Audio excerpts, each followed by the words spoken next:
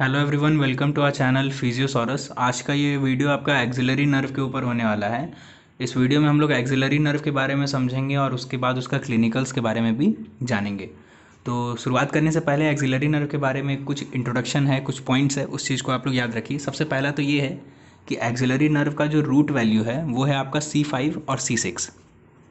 कौन सा है आपका? C5 और C6। यही दो रूट वैल्यू से आपका एक्सिलरी नर्व का फॉर्मेशन होता है। प्लस जो कोड हैं, यानी एक्सिलरी नर्व का जो फॉर्मेशन हो रहा है, जो ब्रांचेस जो निकल रहे हैं वो कौन से ब्रांच से निकल रहे हैं, कौन से कोड से निकल रहे हैं, उस कोड का नाम है आपका पोस्टीरियर कोड। ठीक है, चलिए, ये तो हुआ बेसिक वाला बात। एक तीसरा बेसिक वाला चीज़ ये है कि एक्सिलरी नर्व जो है वो आपका क्वाड्रेंगुलर स्पेस जो होते हैं वहाँ पे एक्सिलरी नर्व का दो डिवीज़न हो जाता है। कौन कौन सा डिवीज़न? सबसे पहला डिवीज़न है आपका एंटीरियर डिवीज़न, दूसरा डिवीज़न है आपका पोस्टीरियर डिवीज़न। तो ये दो डिवीज़न हुआ आपका क्वाड्रेंगुलर स्पेस में ही।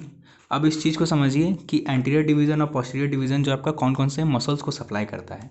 सबसे देखिए, एक्सिलरी नर्व जो है बस दो मसल्स को ही सप्लाई करता है। सब पहला मसल है आपका डेल्टॉइड, जो कि मेन एबडक्टर है आर्म का, ये आपको पता ही होगा, और दूसरा है आपका टेरेस माइनर। ठीक है, तो देखिए बस यही दो मसल्स को सप्लाई करता है आपका एक्सिलरी नर्व। अब समझिए कि डेल्टॉइड को कौन सा ब्रांच सप्लाई करता है और टेरेस माइनर को कौन सा ब्रांच सप्लाई करता है।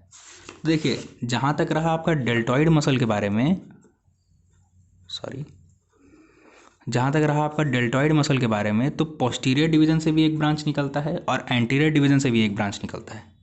लेकिन अगर हम लोग टेरेस माइनर का अगर हम लोग बात करें तो टेरेस माइनर के लिए डायरेक्ट पोस्टीरियर डिवीज़न से ही एक ब्रांच निकलता है। ठीक है, यानी पोस्टीरियर ब्रांच से ही टेरेस माइनर को सप्लाई करता है। ये हुआ आपका दो मसल। चलिए, यहाँ पे कुछ कुछ हाइलाइट्स भी हैं आपका। सबसे पहला तो ये आपका पोस्टीरियर डिवीज़न में ही एक स्यूडो गैंग्लियन भी होता है। इसको हम लोग क्या कहेंगे? इसको हम लोग कहते हैं स्यूडो गैंग्लियन। ये तो हुआ आपका बेसिक्स पार्ट, मतलब ये आपका सारा मसल्स का सप्लाई वगैरह।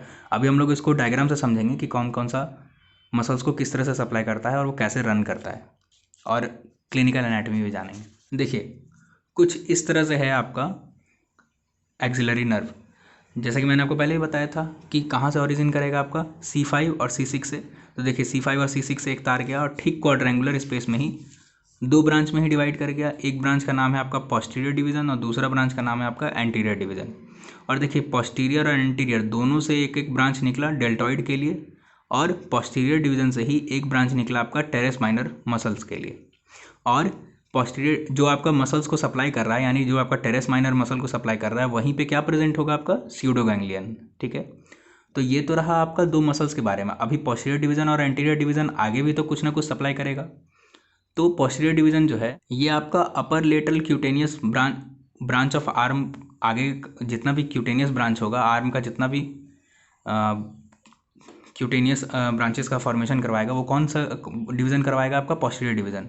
तो ये आगे चल करके कहाँ पे कौन कौन सा ब्रांच बनाया? आपका आर्म में ही सारा ब्रांचेस बनाएंगे।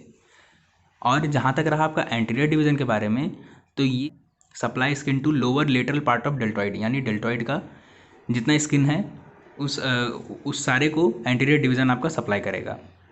तो ये तो रहा आपका एंटीरियर पोस्टीरियर डिवीज़न।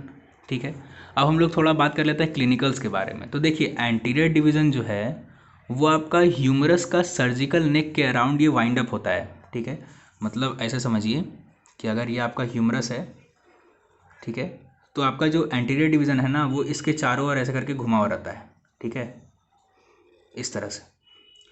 तो इसके कारण क्या है, अब एंटीरियर डिवीज़न आपका सप्लाई किसको कर रहा है? डेल्टॉइड को, और डेल्टॉइड आपका मेन एबडक्टर है, ठीक है, आर्म का। तो अगर ह्यूमरस आपका फ्रैक्चर करता है तो आप ये देख रहे हैं ना कि एंटीरियर डिवीज़न आपका हो सकता है डैमेज कर जाए, और अगर एंटीरियर डिवीज़न डैमेज कर जाएगा तो डेल्टॉइड मसल्स भी आपका कहीं ना कहीं अच्छे से काम नहीं करेगा, मतलब आपका शोल्डर का एबडक्शन सही से नहीं हो पाएगा। तो ये तो हुआ आपका पहला क्लिनिकल एनाटॉमी।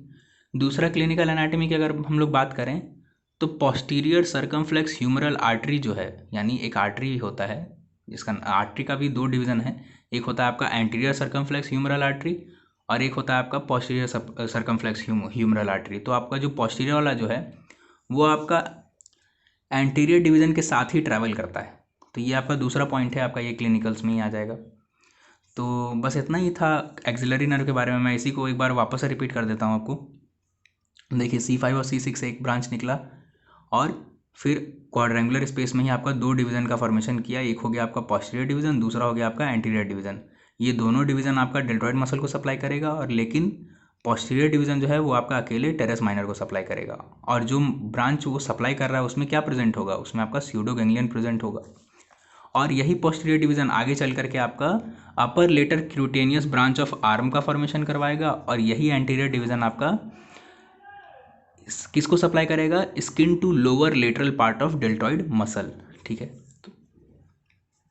तो ये रहा आपका पूरा का पूरा एक्सिलरी नर्व के बारे में इंफॉर्मेशन। नेक्स्ट वीडियो में हम लोग एक दूसरे नर्व के बारे में डिटेल में जानेंगे। अगर आप लोगों को ब्रेकियल प्लेक्सस के बारे में पढ़ना है तो मैंने उसके ऊपर एक वीडियो बना रखा है, आप लोग जाकर के ब्रेकियल प्लेक्सस के बारे में भी पढ़ सकते हैं। मैंने वहाँ पे डिटेल में बता रखा है कि उसमें सारे नर्व का फॉर्मेशन कैसे होगा, radial nerve, ulnar nerve, musculocutaneous, median, axillary, इन सभी नर्व का फॉर्मेशन आपका कौन कौन से कोड से मिल करके होता है। तो आप लोग उसको जा करके चेकअप कर सकते हैं। बाकी thank you so much for watching this video.